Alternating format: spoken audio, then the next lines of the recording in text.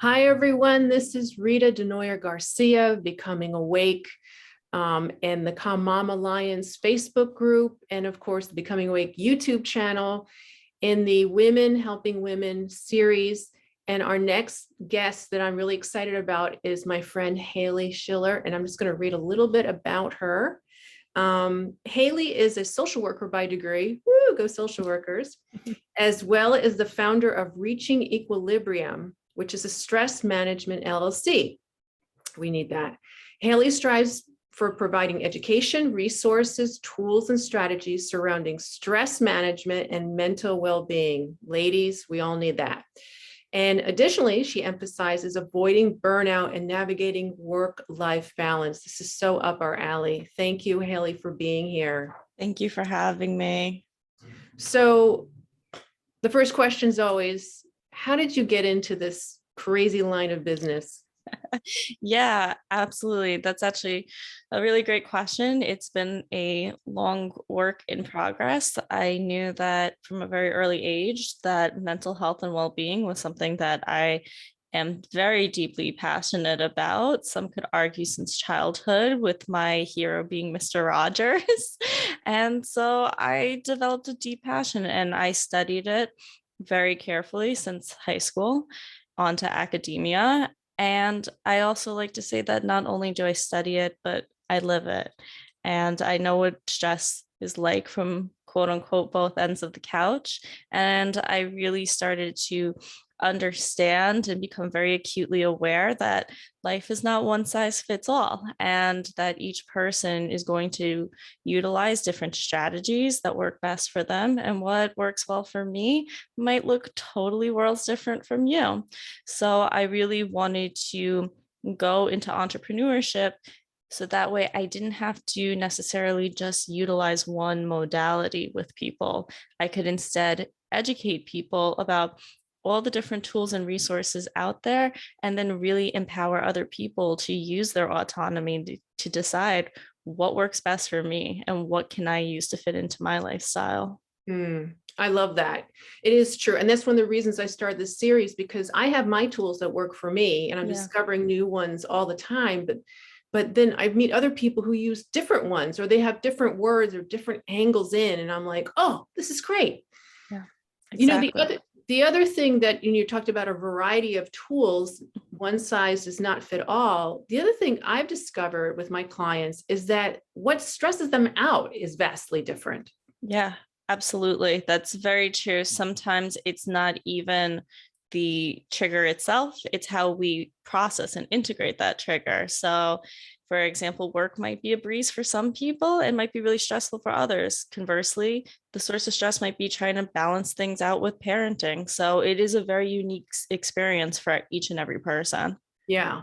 And to me, personally, and with my clients, when I found, like, I have a friend who gets stressed out about completely different things than I get stressed out about. Yeah. And the great thing about that is that we both realize that it's really not about what we think it is. Like, in other words, I think, something is like life threatening to me, that she's like, really? And the vice versa. And we realize maybe the thing that is stressing us out so much isn't the thing. Like, there's something under, it's the feelings, it's the relationship to the thing. It's not the thing itself. Does that make sense? Yeah, I totally hear what you're saying, because one of the things, and really the only thing that I encourage my clients, is to take a two-step approach to stress management, which is on one hand, utilizing relaxation strategies to help relax those emotions and the symptoms of stress, but to also utilize productivity to help with the sources of stress themselves.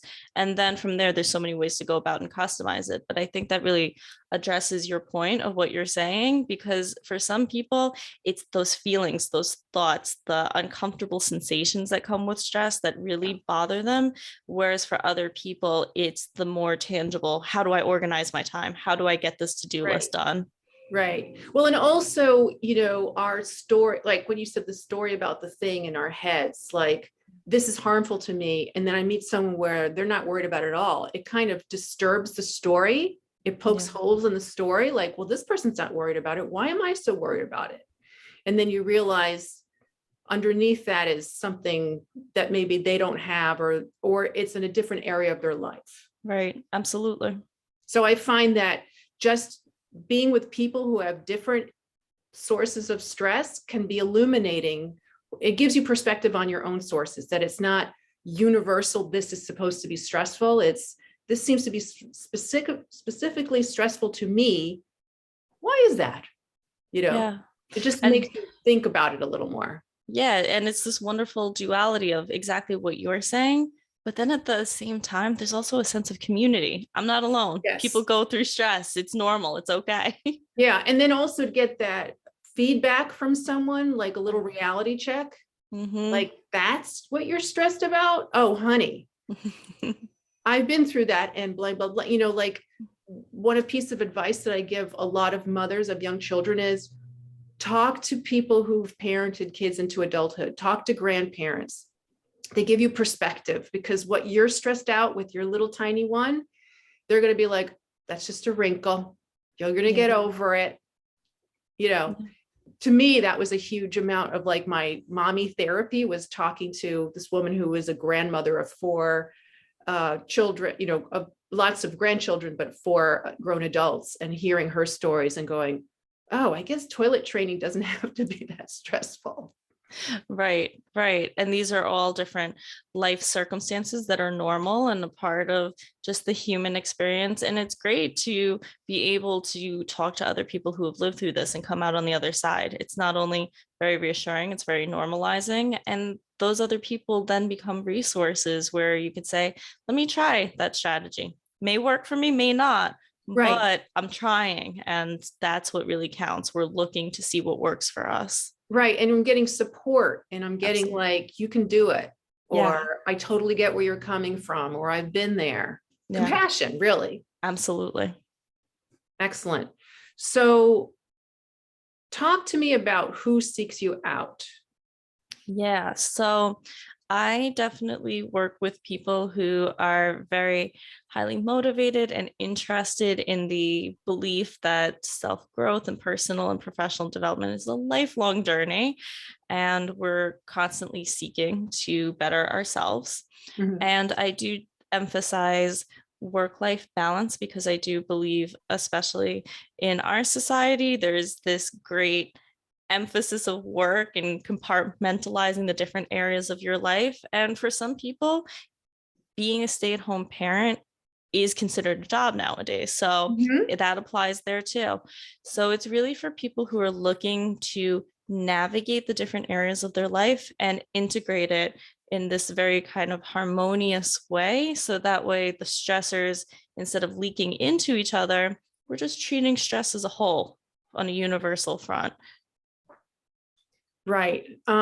So could you give us an example? Obviously, you're not going to betray anyone's confidence, but Right. give us, maybe it's a fictitious example or a real example of what that looks like, just to give a big picture. Yeah, I think honestly, I modeled it a little bit after myself, to be totally transparent, as somebody who has taken on multiple roles. So for me, that was I was in school while also working 2 jobs and trying to navigate a relationship that then became into a partnership, and we're engaged and trying to navigate that, and that turned into a move, and it was just one life transition right after another in rapid fire. And kind of to your point of exactly what you were saying earlier, then hearing other people say, oh, and that's nothing. There's other things I've experienced, right? People who are parents that have multiple jobs, or one parent needs to work really late nights while the other one stays at home. It could be somebody who's a caregiver and trying to navigate their own needs and feelings while also simultaneously having to care for somebody else, whether that's a young child or an older adult. And just really the people out there who have to wear many hats at one time because that's just what life throws at us. Those are really the people who are my people. Yeah. I totally resonate with what you're talking about, because 20 plus years ago, I was in the getting engaged, moving, moving jobs and leaving therapy all at the same time. And I remember it was the first time I had a migraine. Like I was just kind of dealing with it, doing it. And then I was at my job and all of a sudden I had a headache I've never had before. And I'm like, Wow. oh my God, I don't know what's going on with me. And someone asked me, are you feeling stressed? What's going on in your life? And then I named like the 4 or 5 things and they're like, yeah. Yeah. Like I didn't even know it was stress. Yeah. I And just knew, yeah, that's the remarkable thing, is that not everybody is aware of or knows that a lot of these emotional mental health symptoms really do present themselves in physical, tangible ways. So these are indicators saying, okay, I might be approaching burnout, I'm overwhelmed. Let's manage that, because it's not only promoting our mental health, it helps with our physical health and just our overall well-being. yeah, absolutely. My biggest burnout moment, I would say, in my career was being a social worker. And it wasn't what I was doing necessarily. It was a boundary issue. It was trying to save everyone, treating every person I was meeting as I have to change their life. And I don't know if you've experienced this, but when you try to change someone's life, they're a little resistant to that. They may push back a little bit, or they're not asking me to do any of that. I'm just taking it on as my own. So when you see people burned out, do you see issues with some boundaries going on there? What do you see? Yeah, so it's funny that you mentioned that, because that's definitely part of what I encourage as key competencies that we explore. One of them for sure is boundary setting, because we need to set boundaries not only with other people, but also with ourselves. And I think you provided a great example of maybe taking that step back and realizing being self-full is not selfish, and we don't need to always take care of everybody's all of their problems and needs at once. Yeah. So I definitely think boundary setting can be an important tool, and to be mindful that you can set boundaries with many people in many different settings, including with yourself. Yeah. No, I love that. Setting boundaries with yourself. I love that. I feel like I learned something today, Hayley. So how could stressed out professional moms utilize your services? Yeah, absolutely.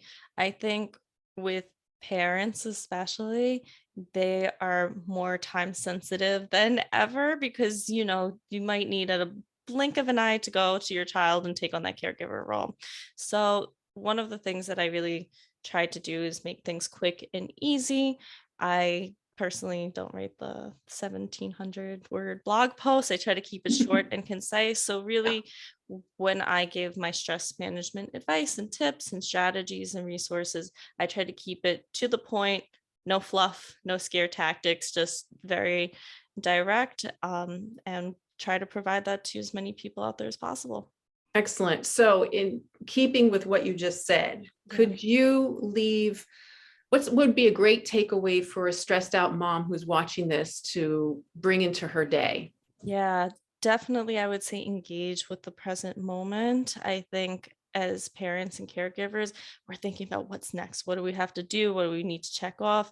And we're worried about that. But we're also thinking about things that have happened and replaying our day. So, really, just getting in tune back with the present moment. And the best way to go about that is to engage with your senses. So, there's many ways to do so, but quick and easy one is, it could be simply touching different textures, like rubbing the back of your hand, your clothing, if you're in the car, the different materials, or it could be turning on some music and using hearing and just really listening to the sounds around you and your environment, just really centering yourself back in that present moment. Yeah, I love that. I do that, especially in those mom moments where I do the future catastrophizing, right? Yeah. So it's like something's happening and I'm anticipating what's going to happen. And then if that keeps happening, then in 20 years, then X is going to happen. And, my kid's going to be in jail or a murderer, or, you go to those catastrophe scenarios in your head. And I think they're probably some sort of, my guess is some sort of biologically driven, you're always looking, you want to make sure the kid doesn't fall in the fire, it's Right. like life or death things, but we take that all the time and just keep doing it. And then you're constantly looking out for the latest catastrophe. So I love that advice. And one of the things that I do is when I meditate, I sit, and one of the first things that I notice is just the sound of the birds singing. Yeah. Or the car passing by, or the air conditioning going. And it's so relaxing. It's so like, oh, it's just a bird singing. That's all that's going on. There's just a bird singing, and the bird sounds pretty happy, and it's all good. And that's exactly what I'm talking about. Just sending yourself back into the present moment, saying, wow, my head is all the way over here. But really in the present moment, just that bird is singing. That's beautiful. Yeah. Yeah. It's really about being present, right? Absolutely. I worked with a coach for 4 years, and one of his principles was, you need to be honest with me. And one day he said, I want you to be present right now. We're going to practice being present. And immediately it was like, well, got to be honest, I'm having an issue with that. And he's like, what's the issue? And I'm like, you don't understand. I have a rolling to-do list in my head. Yeah. And if I'm present, that ain't going to happen. Like, I need to get those things done. And I just thought, I have, done it to him now. He has no answer for this, and he said, I'm so glad you brought that up. Let's dive into that. And what he explained to me was, when you're present, it doesn't mean that you don't do things. It doesn't mean that you don't actually tick off boxes on your to-do list, because he's like, there's always going to be things to do. You're always going to have that list. But if you're present while you're doing those things, completely different world.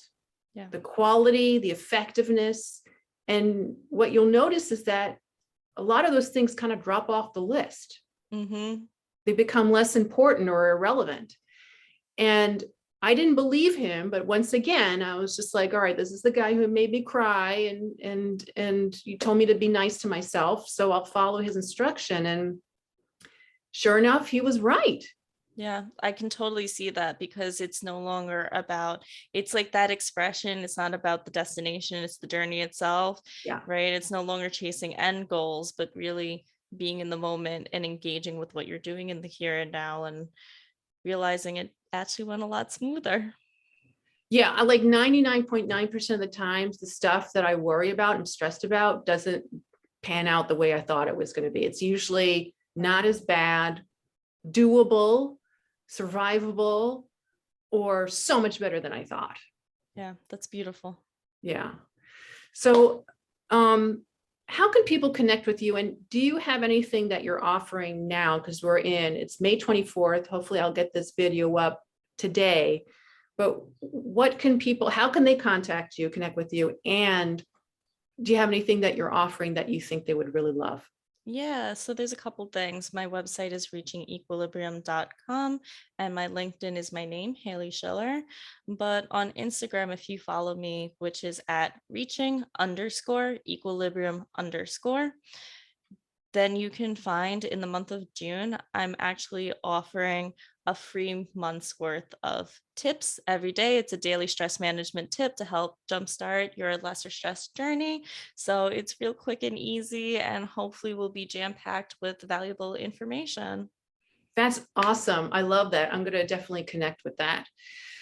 Hayley, thank you so much. Is there anything else you want to just add before we say goodbye? Or yeah, I just want to thank you so much for your time and being here. I love being able to speak about this topic. It's something that I'm deeply passionate about. And like we talked about earlier, just really encouraging people to take that moment and really not feel selfish, feel self-full, to recharge their batteries again. So thank you so much, everybody, for listening.